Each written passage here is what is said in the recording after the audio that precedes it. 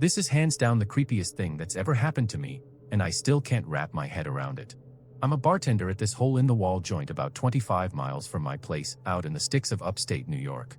It's not my dream gig, but it pays the bills, and I'm used to the late nights. Most shifts are chill, pour some beers, chat with the regulars, lock up around 1 a.m., and drive home.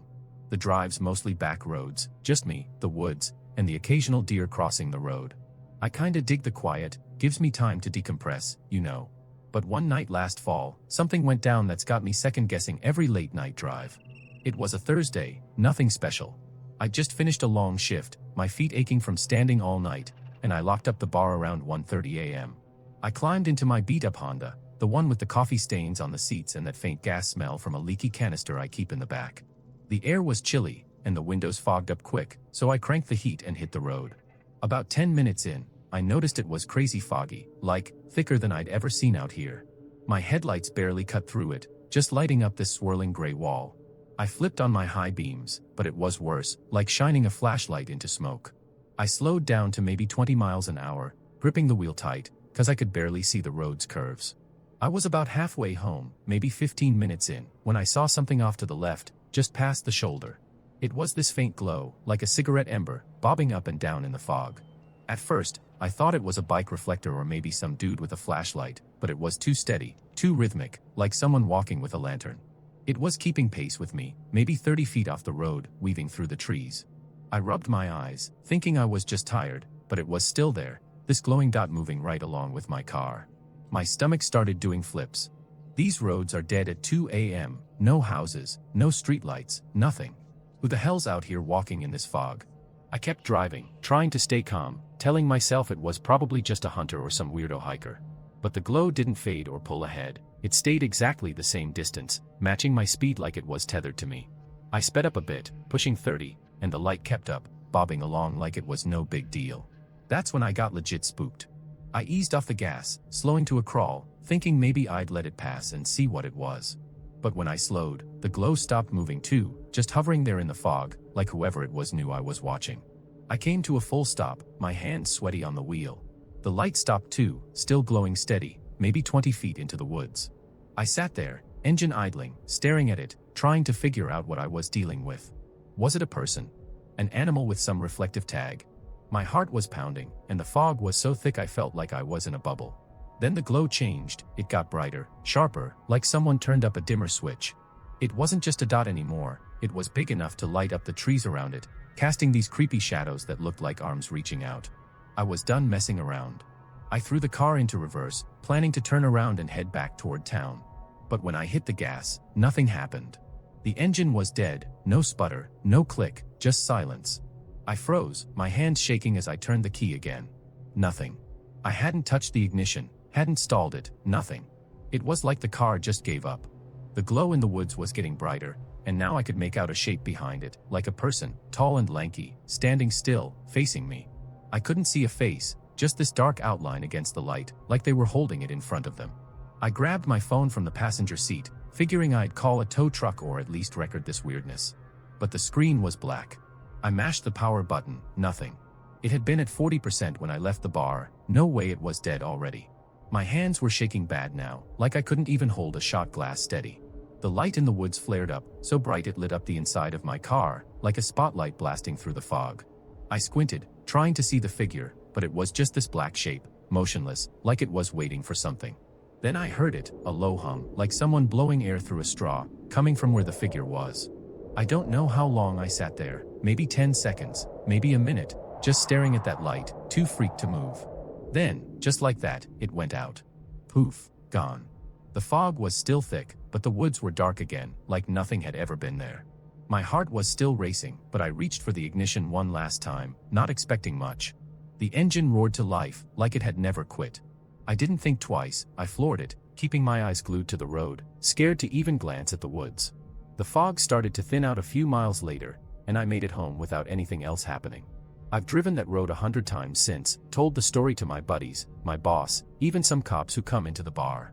Nobody's got a clue what it was. Some say it could have been a poacher with a weird light, others say maybe a drone or some prank. But none of that explains why my car and phone died right when that figure showed up, or why it felt like it was watching me. I still take those back roads home, but I keep my music low now, and I check my mirrors like crazy, half expecting to see that glow again. So far, nothing. But I ain't holding my breath. I've been a long-haul trucker for going on 8 years now, so I'm used to the grind, long, lonely stretches of road, just me, my rig, and the hum of the engine. Most nights, it's just about getting from point A to point B, maybe listening to some classic rock to stay awake. But a couple years ago, I had an experience on a desert highway in Nevada that still messes with my head. It was so unnerving, I almost hung up my keys for good. It was around 1 a.m., and I was on the tail end of a run from Reno to a warehouse in Arizona. The highway was one of those dead empty ones, 2 lanes cutting through nothing but sand and scrub, with stars so bright you'd swear you could touch them. I was maybe 90 minutes from my drop-off, cruising at a steady 60, when I noticed headlights in my side mirror. A dark pickup truck, maybe a quarter-mile back, just hanging there. It wasn't tailgating or weaving, just keeping this weird, steady distance. I didn't think much of it at first. Other drivers are out here sometimes, but every time I sped up or slowed down, that truck adjusted, like it was glued to me. For a solid 30 minutes, it stayed right there, never closing the gap, never passing, even when we hit a long straightaway with a clear passing zone. I started getting this itch in my gut, like something wasn't right. I've seen all kinds of drivers out here, drunks, joyriders, cops, but this felt different. The truck wasn't acting lost or confused, it was deliberate, like they were watching me. I tried to shake it off, cranked up my radio to drown out the unease, but I couldn't stop glancing at the damn mirror. The headlights were always there, like 2 unblinking eyes in the dark. Around 2:30 a.m., I spotted a pull-off, a dusty little rest area with a couple picnic tables and a beat-up porta-potty. No lights except a flickering bulb over a busted vending machine. I figured I'd pull over, stretch my legs, maybe grab a water from my cooler, and let this creep pass. I eased my rig into the lot, the gravel crunching under my tires, and checked my mirror. Sure enough, the pickup slowed down and pulled in 2, parking way off in the corner, half hidden by some sagebrush. That flipped a switch in me. Now I was pissed. Who the hell follows a truck for an hour, then parks in the same empty lot? I wasn't playing games. I climbed down from my cab, my boots hitting the dirt hard, ready to give this guy a piece of my mind. But as I started walking toward the truck, its engine roared, and it peeled out, kicking up a cloud of dust so thick I had to shield my eyes. I tried to catch the driver's face, but the windows were tinted black. All I saw was the glow of taillights as it screamed back onto the highway and vanished. I stood there for a second, heart pounding, half relieved, half freaked. Part of me felt good knowing they were gone, but the other part was screaming that this wasn't random. Whoever was in that truck didn't want me getting close, and that meant they were up to no good. I walked back to my rig, the desert air cold on my neck, and did a quick check to make sure everything was locked tight. The cargo doors were secure, tires looked fine, no issues. I was wiped, though, running on fumes after a 12-hour day. I decided to take a quick nap, just an hour to recharge before finishing the run. I reclined my seat, cracked the window for some air, and let the quiet of the lot settle over me. I'm a light sleeper, have to be in this job. Any weird noise, like a twig snapping or a door rattling, and I'm up. You don't mess around when your rig's your livelihood. I must have dozed off quick, 'cause next thing I know, I'm jolted awake by a faint scraping sound, like metal on metal, coming from the back of my trailer. It was maybe 3:30 a.m., pitch black outside. My heart was already racing as I sat up, trying not to make a sound.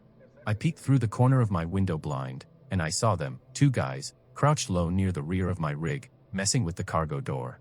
One had a small flashlight, flicking it on and off, like he was signaling the other. They were moving slow, careful, like they didn't want to wake me. I couldn't see faces, just dark jackets and caps pulled low. My blood ran cold when I saw the glint of something in the second guy's hand, a crowbar, maybe, or some kind of tool. I didn't have a gun or anything, just a tire iron stashed under my seat, but I wasn't about to let these guys jack my load. I watched for a second, trying to figure out my move. The flashlight guy started prying at the lock, and I could hear the faint groan of metal. That was it. I slammed my hand on the air horn, the blast splitting the silence like a gunshot. The 2 dudes jumped like they'd been zapped, dropping whatever they were holding and bolting into the brush. I heard a clatter, probably their tools hitting the ground. Then, out of nowhere, headlights flicked on from the edge of the lot. That same damn pickup truck roared to life, no lights on, and tore out onto the highway, gravel flying. It was gone before I could even climb out of my cab. I sat there, hands shaking, adrenaline pumping so hard I could barely think. I grabbed my tire iron and checked the rig. The cargo door had fresh scratches around the lock, like they'd been working it hard, but it held. On the ground, I found a screwdriver and a pair of gloves, cheap ones, like you'd get at a hardware store. I called the cops, knowing it'd take forever for them to get out here. When they finally showed up, just before dawn, they said it sounded like cargo thieves, guys who tail trucks on remote routes and hit when the driver's asleep. They took a report, kept the gloves and screwdriver, but said there wasn't much to go on without a plate number or a clear look at the guys. I finished my run that morning, but I was rattled. I keep a closer eye on my mirrors now, and I don't pull over at empty rest stops unless I have to. Every once in a while, I'll see a dark pickup in my rear view on a late-night run, and my heart skips, wondering if it's them, waiting for another shot. I don't know what they wanted with my load, but I'm just glad I woke up when I did. I'm a bit of a night owl, and there's nothing I love more than a late-night drive in the summer. Something about cruising down an empty highway with the windows down, warm air whipping through, and the hum of my mom's old Mustang convertible, it's like therapy. I live out in rural Indiana, where the roads stretch on forever, just fields and woods, no cops, no traffic, just you and the pavement. I'm not some speed demon or anything, but I like to push the car a little, feel it hug the curves, you know. This one night last summer, though, I got way more than I bargained for, and it still got me shook. It was around midnight, and I was out joyriding, just soaking in the vibe. The stereo was off, 'cause I wanted to hear the engine growl and the wind rushing past. My mom's Mustang's got this deep, throaty rumble that makes you feel alive. I was cruising along a 2-lane highway, maybe 20 miles from home, when I got this random urge to hit some back roads. I don't know why, sometimes you just get that itch, like you gotta do something or you'll go nuts. So I took the next exit, winding through a maze of narrow roads lined with cornfields and patchy woods. The streets were dead, not a soul in sight, just the way I like it. I opened up the throttle a bit, taking the turns tight, feeling the tires grip and slide just enough to get my heart pumping. I was probably 10 minutes into these back roads when I saw something up ahead, a glint, like my headlights caught something shiny. I slammed on the brakes, the car skidding just short of what looked like a bike, propped up right in the middle of the road. My heart was racing from the near miss, the smell of burnt rubber filling the air. I sat there, catching my breath, staring at this random bike, a rusty old thing with a bent wheel, just sitting there like someone parked it and walked away. It was close to 1 a.m., and this road was nowhere near anything, no houses, no stores, just fields. Who leaves a bike in the middle of nowhere like that? I probably should have kept driving, but I'm the kind of guy who overthinks stuff. I couldn't shake how weird it was, like it was placed there on purpose. I put the car in park, flipped on the hazards, and stepped out to check it out. The night was warm, but there was this damp, buggy smell, like wet dirt after a rain. The Mustang's engine ticked as it cooled, the only sound out there. I walked up to the bike, half expecting to find a note or something, but it was just a beat-up frame, no chain, no basket, nothing. I shook my head, feeling dumb for getting out, and turned back to the car. That's when I heard it, fast footsteps, like someone sprinting through the cornfield to my right. I spun around just as 2 guys burst out of the stalks, coming straight for me. They were moving fast, too fast to think. My brain screamed to move, and I bolted for the car, my sneakers slipping on the gravel. I dove into the driver's seat, slamming the door as one of the guys reached the passenger side. He smashed into it hard, the whole car rocking with a thud that echoed in my chest. I hit the start button, the engine roaring to life, and locked eyes with him for a split second. His face was rough, scruffy beard, eyes wide and wild, like he was hopped up on something. His shirt was ripped, streaked with dirt, and there was this dark smear on his cheek, maybe blood, maybe mud. He didn't say a word, just stared at me with this creepy, blank look, like he wasn't all there. The other guy was at the rear now, banging on the trunk, hard enough I thought he'd dent it. I didn't wait to find out what they wanted. I threw the car into gear, swerving around the bike, tires squealing as I floored it. In the rear view, I saw the first guy fumbling with the passenger door handle, like he was trying to yank it open. The second guy was still at the back, waving something, a tire iron or a pipe, I couldn't tell. I pushed the Mustang to 70, my hand shaking so bad I could barely keep it straight. My heart was pounding, and I kept checking the mirrors, expecting to see headlights chasing me. Nothing, just darkness. I drove straight home, my mind racing the whole way. Part of me felt bad, like maybe that guy was hurt, bleeding from whatever was on his face. But the way he slammed into my car, the way they came at me like that. No way they were just looking for help. I called the cops when I got home, still wired, and told them what happened. They said they'd check the area, but I didn't hold my breath, those roads are like a maze, and it was pitch black out there. When I parked in the driveway, I checked the car. The passenger door had a smear of blood across the handle and window, not a ton, but enough to make my stomach turn. There was a small dent, too, right where that guy hit, like he'd thrown his whole weight into it. The rear bumper had a scratch, probably from the other guy's weapon. My mom flipped out the next morning when she saw the car. She was screaming about how I wrecked her baby, how I shouldn't be out driving like an idiot at night. I tried to explain, but she wasn't hearing it, not until I got the blood cleaned off and showed her the police report. Even then, she banned me from taking the Mustang out after dark for months. I think those guys set that bike up as a trap, like they were waiting for someone to stop.